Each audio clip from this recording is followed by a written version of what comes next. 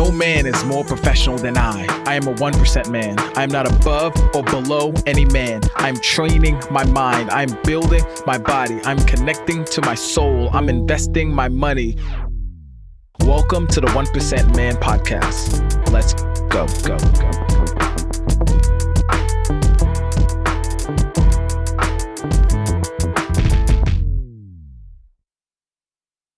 My brother, what is up? I'm so excited that you're back on the 1% Man Podcast. On the 1% Man Podcast. I had to say it clear. I don't even know what's going on today, but I'm super excited because today I start my journey of shooting one podcast every single day. Now, the reason why I'm shooting one podcast every single day is for consistency and to find my voice. Something great happens when a man makes a commitment and commits to it all the way. I've been recently rereading Russell Brunson's book, .com Secrets, and he talks about how if you are going to master finding your voice and master talking to your audience, the first things first you need to do is you need to either write a message every day, blog every day, do something every single day so that way you find your voice and you're able to speak to your people. So today starts that second day of 100 days, right? And it's super exciting because it falls in line with the 1% Man Challenge as well. But today I want to talk to you about a book that has recently changed my life. And I believe that every man should read this book. And the reason why is because the difference between the 1% Man and every other men's coaching program or like Men's Health or any other men's brand is that we put money at the forefront. Financial health is super important because there's no way that you can be 1% if you have debt, if you have credit card debt, if you have anything holding you back or holding you down, even emotional traumas, right? As well as mindset issues.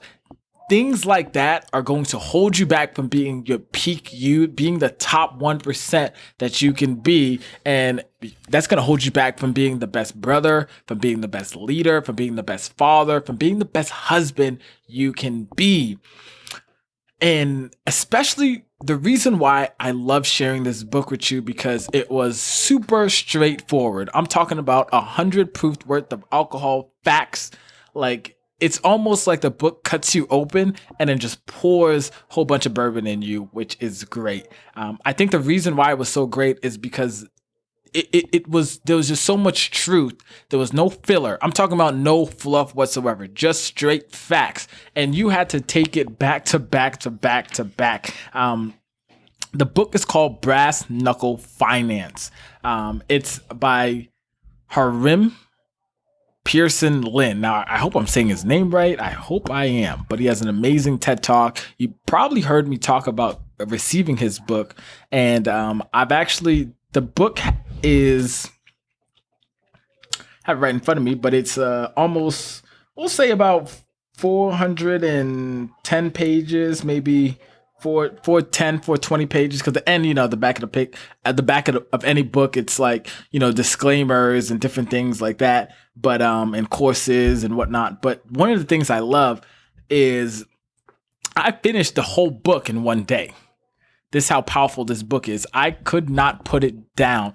It was a quick read. The one thing I love, even my mom said, is that he uses a lot of pictures and big font, right? You'll read a lot of finance books is that it's a lot of filler. There's a lot of they tell you this story that tries to sell you on the reasons why you should do their certain method, when I've always said that the fastest way to get people to take action is to tell them what the problem is, tell them what the potential solution is, and tell them how great their life will be after, and then show them how to take action. Literally write it out. This is what you need to do. So in that case, I'd be like, hey, do you want to learn how to, get out of debt? Well, the problem with being in debt is that it holds you back. You can't be a true 1% man. Now, the solution is to pay off your debt. Now, how do you pay off your debt? Then I'd go into 1, 2, 3, 4 points on how to do that. Now, we do have a blog on our website, the 1% Man. I think it's /blog, and that'll take you there to that way you can read about how to, get rid of your debt. But I had to reach out to this guy and actually get him on the podcast because the book was just amazing. And the reason why is, yet again, I'm gonna go back to this book. The reason why it's amazing is because he didn't spend, like I said, any time going over some elaborate story or some hook or something to really buy you in. He gave you the facts and he said, this is how your life is going to be better. This is how much money you can be making. Used a lot of pictures, used a lot of, big font so anybody can read it. You don't even need your glasses. My mom, she's a lot older, and she said she didn't even need her glasses to read the book. That's what she liked. And she especially loved the fact that it was straight to the point, right? That it was such an easy read. And the next thing you know, you start flipping pages and you are already 200 pages in. I believe this morning I took about 30 minutes to read, and I was already 100 pages in reading. And about 30 more minutes later, I was probably already 300 pages in. And I had to stop and start talking to my mom about what I was reading because I was so empowered, and it completely changed the trajectory of what I wanted to do. So I was going to save 100K, but something that really struck out to me in this book is in the beginning, he talks about how credit is the slave ship and debt is the plantation, right? So everybody that's in debt is a slave, and you use credit to sail into slavery and get on the plantation. And for me, that was super powerful because as a 1% man, we're not above or below any man, but we are set apart to lead men. We're set apart to be leaders in our community. We're set apart to lead our family. And for you as well, I was thinking, man, if I'm truly a 1% man, how can I have this debt? How can I have all this consumer debt on me? So I said, I'm going to take a big risk.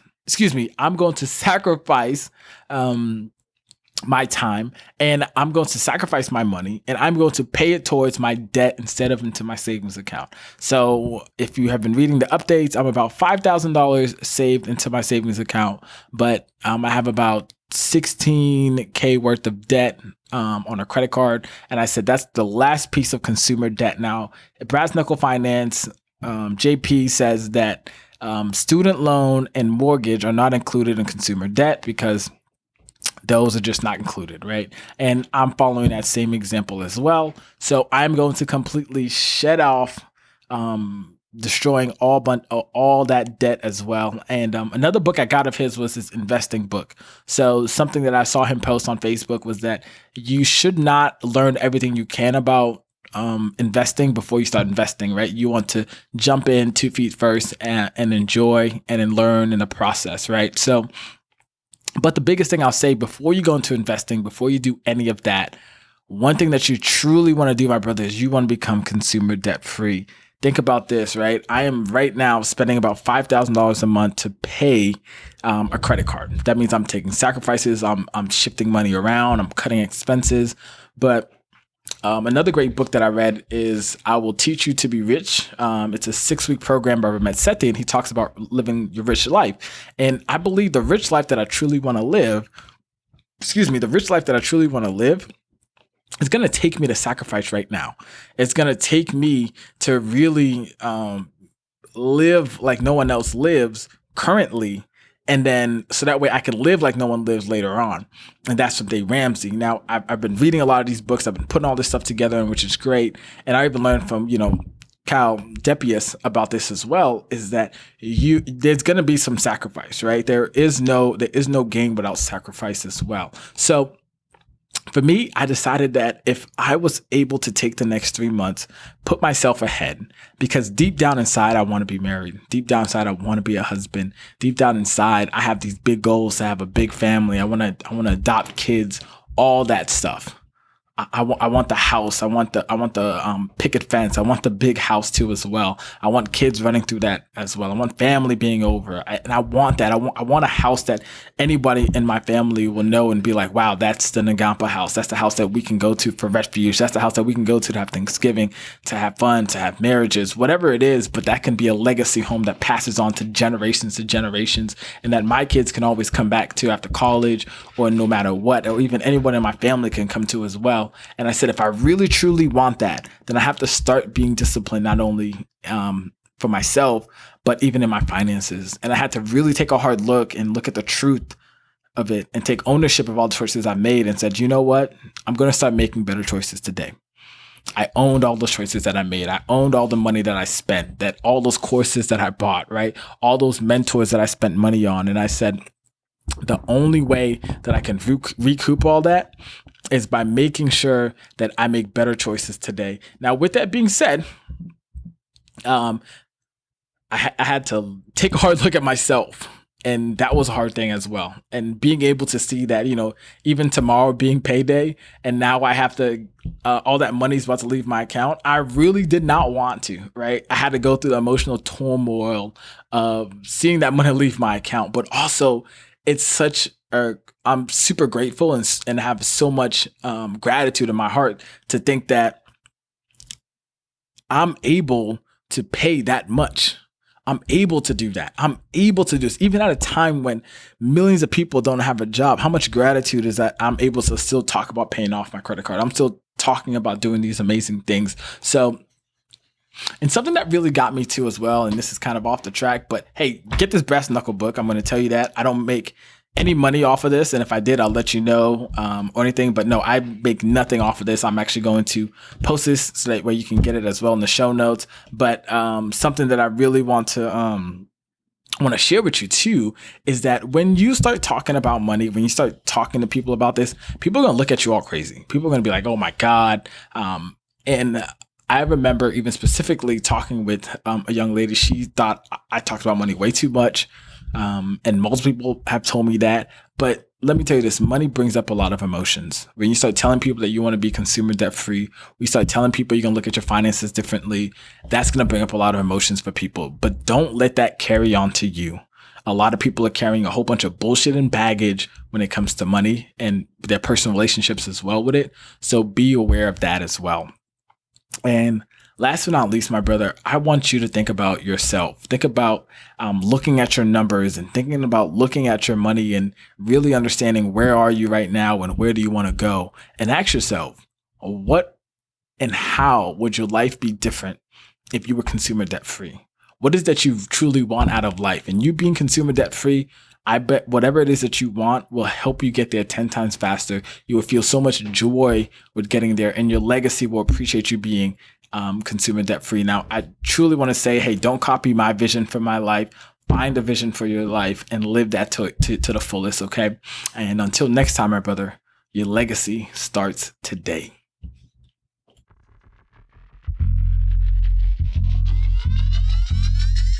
Thank you, my friend, for tuning into today's episode. This means so much to us over here at the 1% Man community. Now, we want to extend a hand of gratitude to you. So I have a free gift for you. All you have to do is go to www.the1percentman.com/podcast gift. This is an exclusive gift for listeners that tune into our podcast. So go over there, get that free gift as well. And now I have two simple acts of you.